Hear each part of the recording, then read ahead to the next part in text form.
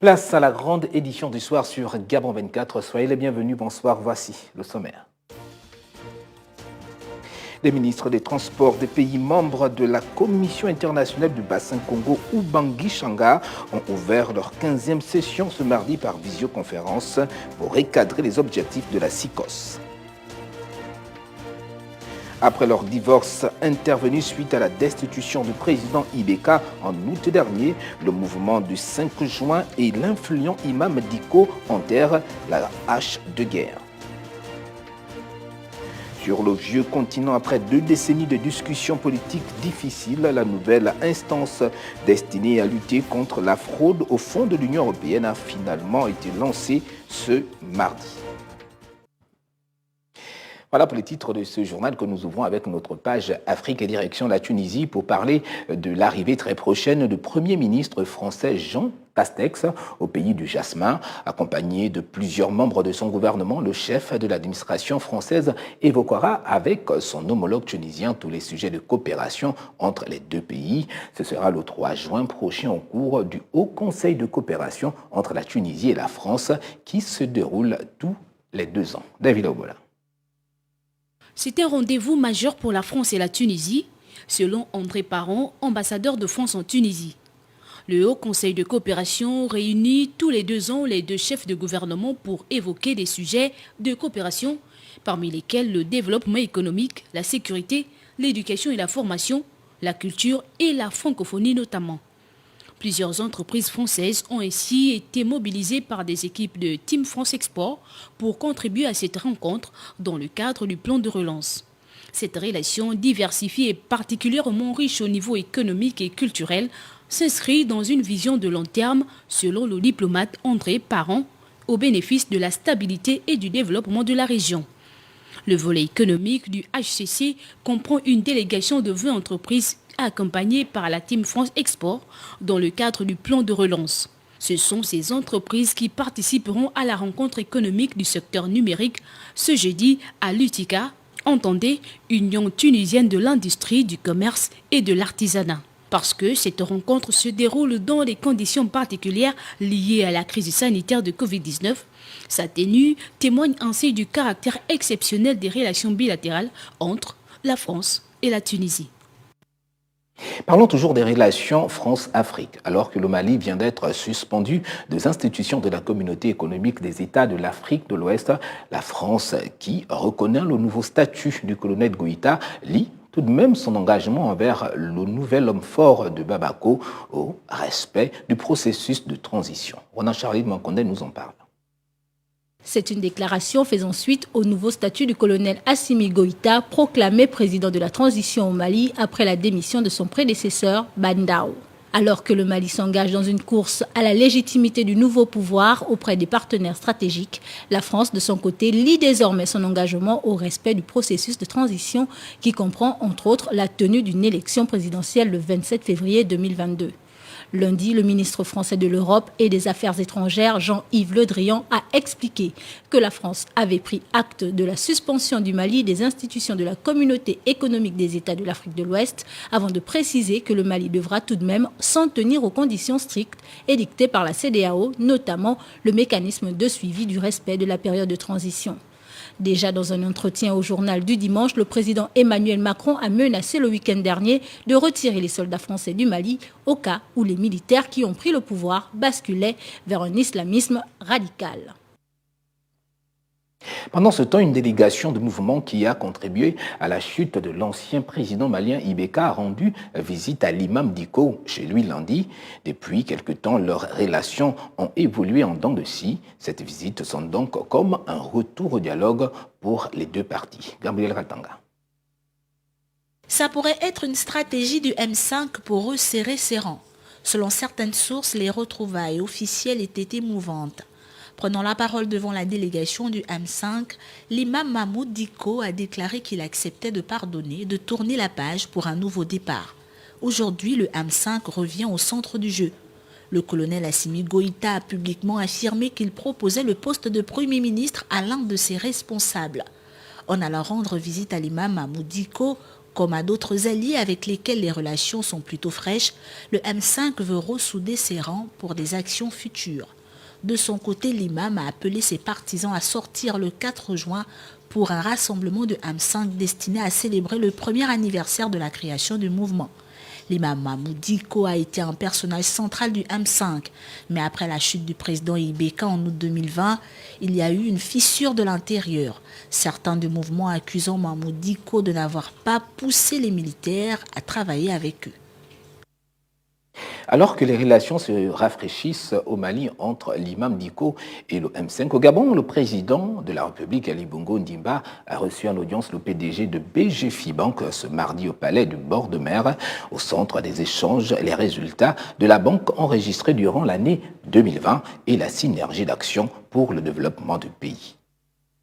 Le rôle des institutions bancaires dans la relance de l'économie est un sujet longuement abordé entre le chef de l'État, Ali Bongo Ndimba, et son hôte, Henri-Claude Ohima, PDG du groupe BGFI Bank. Premier groupe financier de la zone CEMAC, Henri-Claude Ohima, président directeur général, est venu présenter au numéro 1 gabonais les performances de l'exercice 2020 réalisées par le groupe dans un contexte économique national et international impacté par la crise sanitaire de la Covid-19. La banque a enregistré un résultat net historique avec une hausse de 114% par rapport à l'exercice précédent. Le chef de l'État a par ailleurs félicité le groupe bancaire qui est basé au Gabon et actif dans une dizaine de pays africains pour ses résultats encourageants. Levier de croissance, le groupe BGFI Bank s'illustre dans plusieurs actions sociales. Au cours de ces échanges, les deux personnalités ont évoqué les possibilités d'actions coordonnées entre l'État gabonais et le groupe autour des projets visant l'amélioration du quotidien des populations gabonaises. Au pays d'Ali Bongo Ndimba, le renforcement des liens entre Gabonais pour bâtir une nation plus forte reste une priorité pour les autorités du pays. Ce mardi, le Premier ministre a reçu certains responsables des partis politiques. Les questions de cohésion sociale étaient au centre des échanges. On fait le point avec Linda Gelmaranga.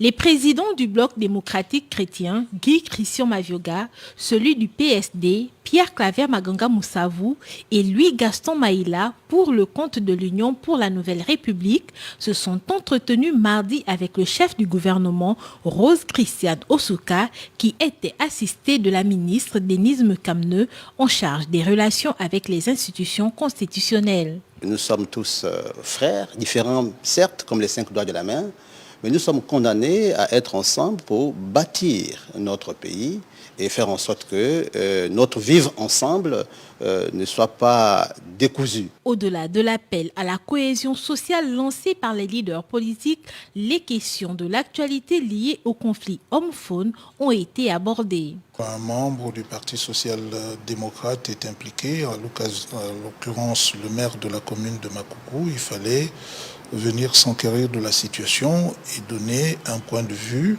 justement dans le sens de ramener le calme et la cohésion sociale, déplorer ce qui s'y passe et souhaiter que tout de suite la paix et la sérénité reviennent. Ensemble avec la population, les différentes parties entendent renforcer les liens pour bâtir une nation encore plus solidaire et prospère. Et puis sur un tout autre volet, du 1er au 2 juin prochain, la 15e session des pays membres de SICOS se tient par visioconférence avec pour centre de coordination Bangui. Le ministre gabonais des Transports prend part à l'événement qui ambitionne de recadrer les objectifs de la Commission internationale du bassin au Congo ou Bangui-Changa. Retrouvons Lina Gaël Moranga et Jasper Momadianga. 15e session des ministres de la Commission internationale du bassin Congo ou Bangui-Changa. L'événement, qui statue sur le budget de l'organe et le renforcement des missions, notamment celle de la protection des eaux intérieures des pays membres, se déroule sur 2 jours par visioconférence en raison des restrictions liées à la lutte contre la pandémie de Covid-19. Plusieurs points ont été abordés à l'ordre du jour.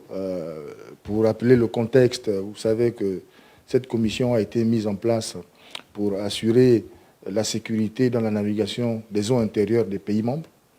Assurer également une gestion intégrée de nos ressources. Vous savez que beaucoup d'activités gravitent autour de la ressource eau.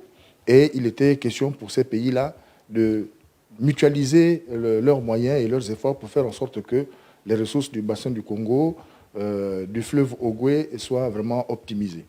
La présente session de travail envisage par ailleurs de revisiter les missions de la SICOS afin de l'adapter à l'évolution juridique et institutionnelle de l'heure. Il y a eu des projets de réforme, notamment des réformes institutionnelles visant à inscrire la SICOS sur la durée et à lui donner tous les éléments lui permettant d'avoir une meilleure visibilité sur la scène internationale. Le Gabon occupe le poste de secrétaire général dans le bureau de la SICOS. Pour la 16e session à venir, le pays compte s'inscrire parmi les modèles de la mise en place des politiques sécuritaires pouvant garantir la prospérité des ressources qui transitent par les eaux intérieures ou communautaires. Parlons d'infrastructures pour la suite. Les travaux préparatoires à l'adoption des projets à proposer au financement ouverts la semaine dernière entre le gouvernement gabonais et le groupe d'investissement internationaux IMO-IPS se sont clos ce mardi à Libreville. La lecture du rapport final annonce en perspective la signature de protocoles d'accord sectoriels bipartites. John Cyril Ndomengue et Adam Cheki. Sous la coordination générale du ministre gabonais des Travaux publics, de l'équipement et des infrastructures, les travaux conduits en commission sur 5 jours ont retenu d'importants projets dans différents secteurs. La qualité des projets retenus et des protocoles d'accord techniques qui sont en cours de consolidation et que nous signerons dans les tout prochains jours constitue la base des relations que nous allons désormais approfondir avec notre partenaire IMO-IPS. Ces actions seront conduites avec l'appui des ministères financiers, suivant les modèles économiques et financiers les plus pertinents et conformément aux exigences institutionnelles qui encadrent ce type d'opération. Dans une dynamique de recherche de financement, le rapport final des travaux laisse apparaître en filigrane la signature de protocoles d'accord avec le consortium d'entreprises internationales IMO-IPS. IMO-IPS, avec son savoir-faire et ses partenaires, comme j'ai dit tantôt, dans le domaine financier, qui sont capables de mobiliser des fonds, d'abord avant l'entame des travaux, pour au moins soutenir effectivement et s'assurer de l'achèvement de tous les travaux que IMO-IPS aura à engager. Je le confirme, nous sommes disposés à effectuer effectivement un accompagnement sans faille au gouvernement gabonais. Aller jusqu'à la subvention même des dettes qui sont actuellement là, internes comme externes. Le développement des partenariats publics-privés reste un pilier important dans la stratégie du gouvernement gabonais à rendre plus effectifs les mécanismes relatifs au plan d'accélération de la transformation.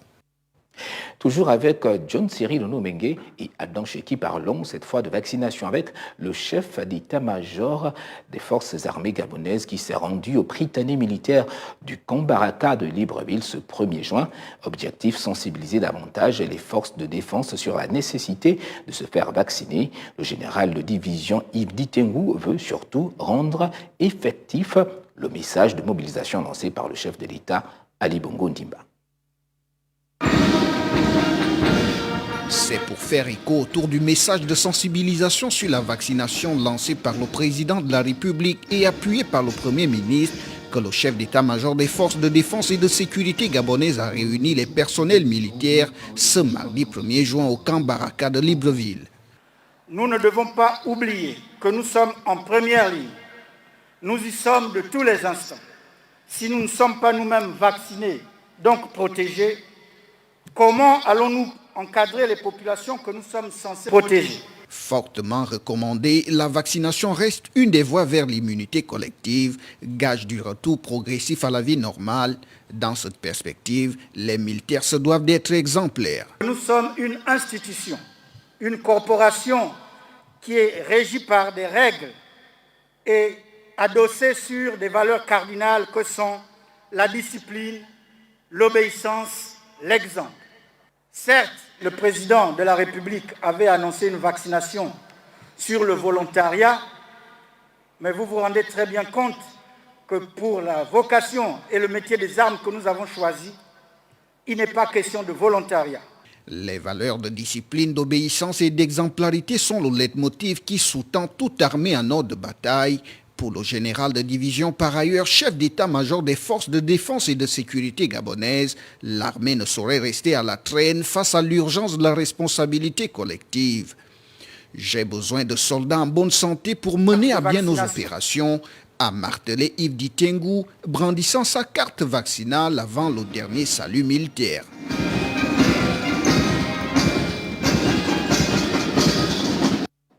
Et pour la note environnement, un atelier de sensibilisation sur les installations classées et la protection des milieux s'est ouvert ce 1er juin à Libreville et se déroulera pendant 48 heures dans le cadre de la Semaine de l'environnement organisée par la Direction générale de l'environnement. Cet atelier a pour objectif de mettre à niveau les acteurs associés à la gestion. Marie-Pascale Mouissi, Alban Boma. Cet atelier de sensibilisation revêt un caractère important pour les différents acteurs concernés par la gestion des installations classées. Une installation classée concerne toute exploitation industrielle ou agricole susceptible de créer des risques ou de provoquer des pollutions et nuisances pour la sécurité et la santé des riverains. D'où l'enjeu de cette rencontre. L'objectif, c'est de catégoriser au Gabon toutes les entreprises, toutes les activités industrielles en fonction de leur dangerosité. D'une entreprise à une autre, on n'a pas les mêmes dangers sur la population et sur les écosystèmes. Donc l'objectif, c'est de déterminer quelles sont les industries les plus dangereuses. Et pour les industries les plus dangereuses ou celles qui ont plus d'impact, de leur imposer de faire une étude de danger, une étude d'impact pour maîtriser les risques et éviter que des accidents ou une pollution puissent survenir. Les autorités ont bien saisi l'importance de préserver le secteur et surtout garantir l'impact sur la santé et l'environnement des installations classées. Notre pays a adhéré à l'initiative des centres d'excellence de l'Union européenne depuis 2011. Nous intervenons pour essayer de renforcer les capacités nationales dans le domaine des risques qui peuvent être nucléaires, radiologiques, biologiques ou chimiques. L'obligation de remise en état un site en fin d'exploitation traduit concrètement l'exigence de restauration poursuivie par les Nations Unies à travers le choix de cette thématique. Organisée grâce au soutien des partenaires à l'exemple de la plateforme nationale et du centre d'excellence NRBC et l'Expertise France, cette rencontre de travail vise notamment à préserver la réforme juridique engagée par l'administration gabonaise ainsi que de la création d'une nomenclature des ICE. Bonne nouvelle pour le Gabon, condamné à verser près de 700 milliards de francs CFA à Webcor, une société maltaise dans un conflit d'avantages fiscaux. L'État gabonais vient d'obtenir l'annulation de cette condamnation rendue en 2018 par la Cour d'appel de Paris sous l'égide de la Chambre commerciale internationale. Plus d'explications dans cet élément. La décision rendue dernièrement est l'issue d'une longue bataille judiciaire entre d'un côté l'État gabonais et de l'autre les sociétés Webcor, ITP et Grand Marché de Libreville. En juin 2010, la mairie de Libreville signe un contrat de construction et d'exploitation du Grand Marché de Libreville avec Webcor ITP Ltd, une société maltaise. Le contrat prévoit des avantages fiscaux comme l'exonération des droits de douane et d'impôts à la société Grand Marché de Libreville qui bénéficie d'un bail amphithéotique. Le contrat avait été signé par Jean-François Ntonto-Méman, à l'époque maire de la commune de Libreville. En droit, un bail amphithéotique est un bail à très longue durée, généralement de 18 à 99 ans. Mécontent, le gouvernement gabonais suspend l'application du contrat en 2015.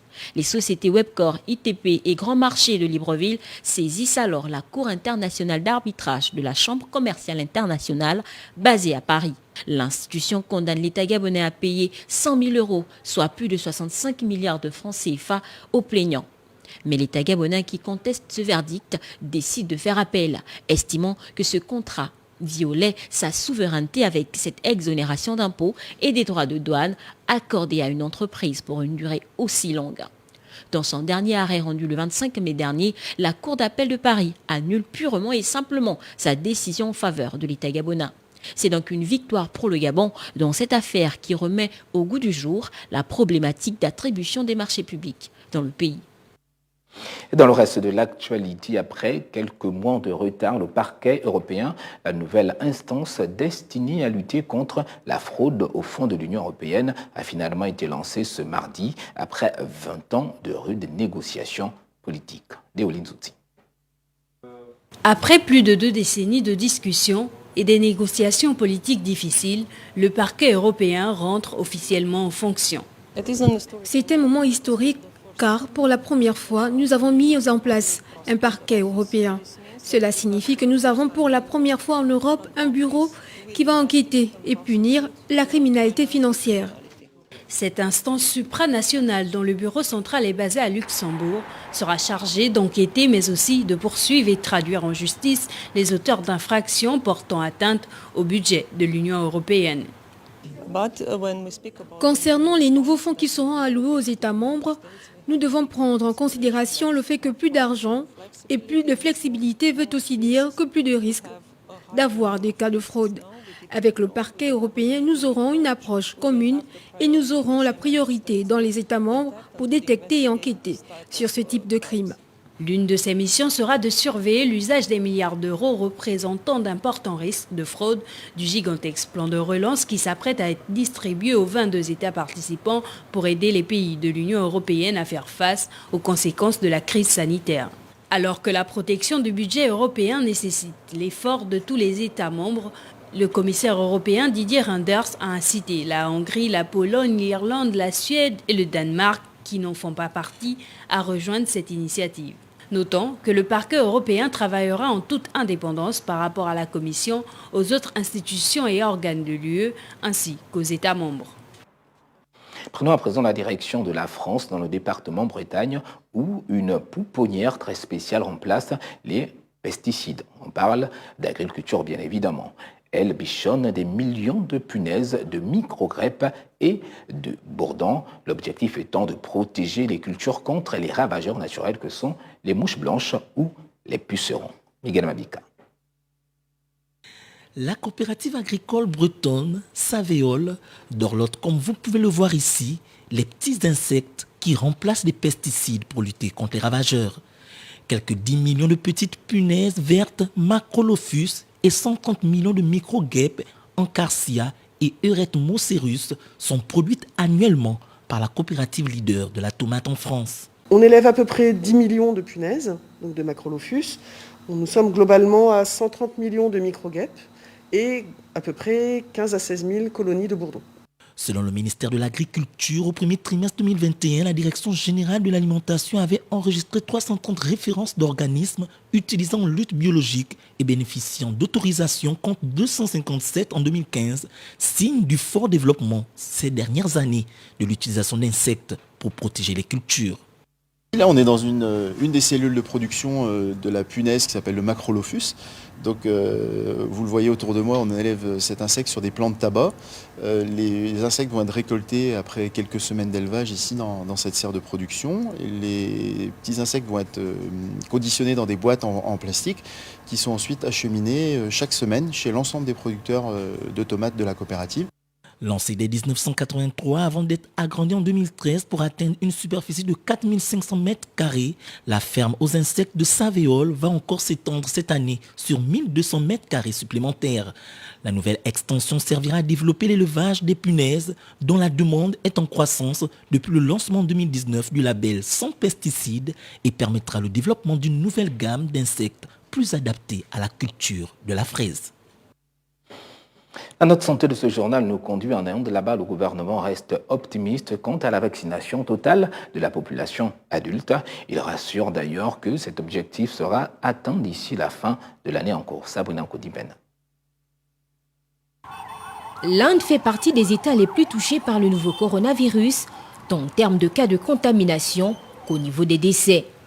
Ce pays d'Asie du Sud, qui a connu une deuxième vague de la Covid-19, est aujourd'hui en proie à un rythme de contamination élevé. Les données sanitaires font état de 185 000 cas enregistrés chaque jour. Le gouvernement, qui s'est donné pour objectif de vacciner les adultes de plus de 18 ans depuis le 1er mai dernier, souhaite rendre la vaccination effective sur l'ensemble du territoire.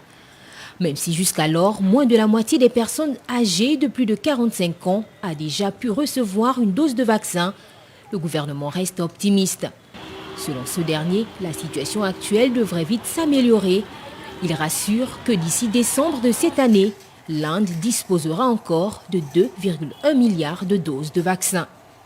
En Inde, 4,5% des adultes ont déjà reçu 2 doses, pendant qu'environ 900 millions de personnes doivent être vaccinées en 7 mois pour atteindre de meilleurs résultats dans un pays qui compte plus de 28 millions de cas de contamination à la Covid-19 pour 332 000 décès.